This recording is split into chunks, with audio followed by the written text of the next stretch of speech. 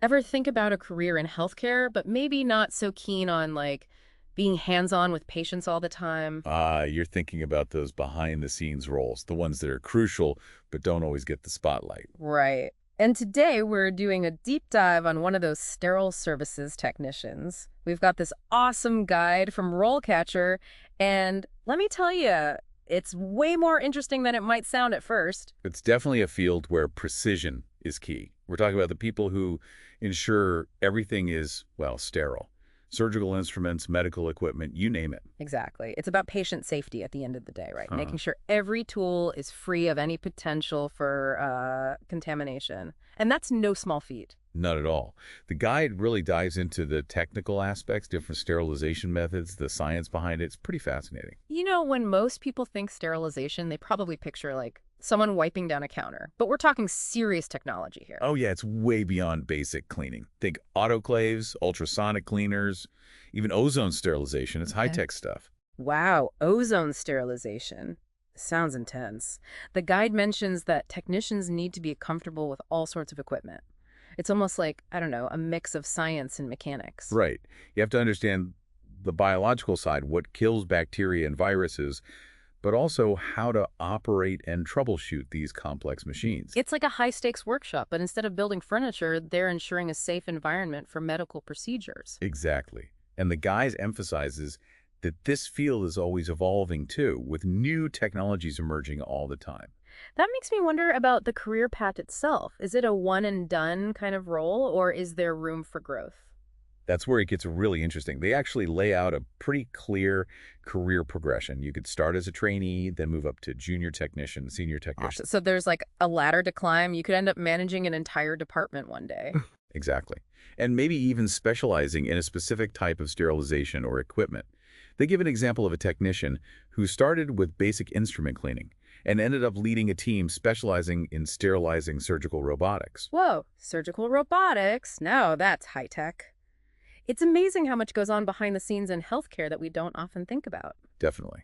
And this guy does a great job of pulling back the curtain and showing what a career in sterile services can actually look like. It really highlights how this guide goes beyond just listing job duties. It's like they're helping you envision building a whole career. Absolutely. And they even link to professional organizations like I think it's the CSMM, The IAFCSMM. oh, International Association of Healthcare Central Service Material Management.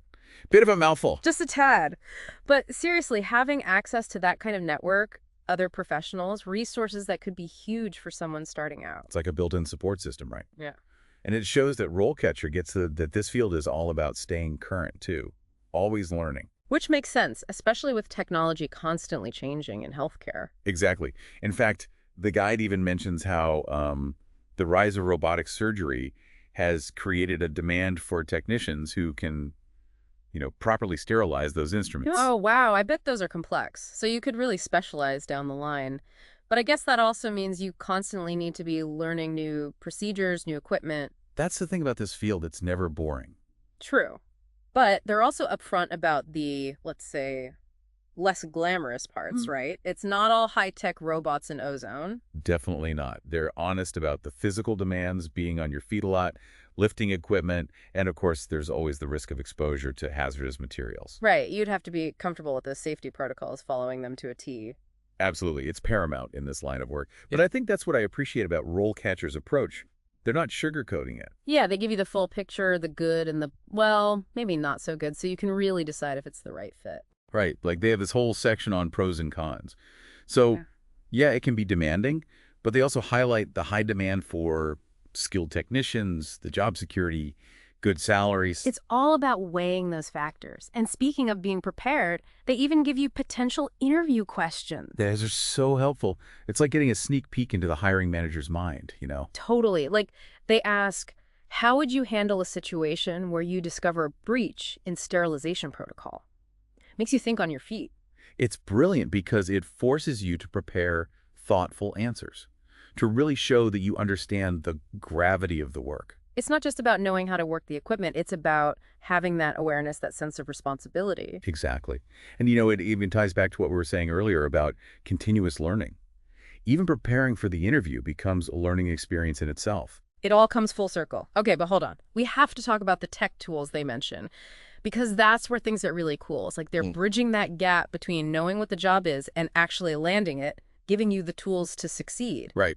And those tools are pretty impressive. AI-powered feedback on your CV, even practice interview questions with like simulated scenarios. It's like having a personal coach in your pocket, especially for those interview questions. That can be nerve-wracking. Oh, absolutely.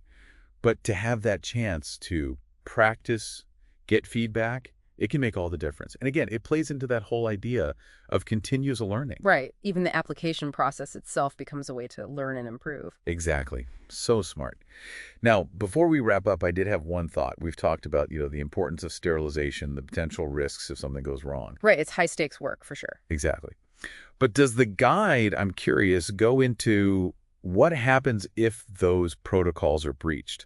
Like, are there specific examples, case studies, things like that? Oh, that's a good question. I'm trying to remember. I don't think they go into specific cases. That's what I was thinking, too. They focus more on the how-to, the procedures themselves. Which makes sense, I guess. Yeah. But it is interesting to think about, the real-world impact of those situations. Definitely. It's like the elephant in the room.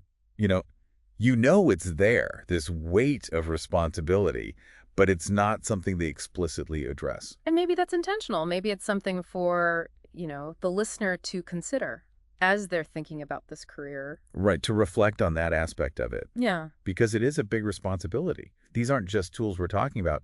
They're directly related to patient safety. It's a good point to end on, actually. It's about more than just, cleaning and sterilizing. It's about being that line of defense, that last check before, an instrument is used in surgery, for example. Exactly. It's about protecting lives, ultimately. Yeah. Well said. And on that note, I think we've done a pretty thorough deep dive into the world of sterile services technicians. It's certainly given me a whole new appreciation for the role. Me too. And for anyone listening who's intrigued, definitely check out RoleCatcher's guide. It's a great starting point. It is, and I love that they include those extra resources like the professional organization we talked about.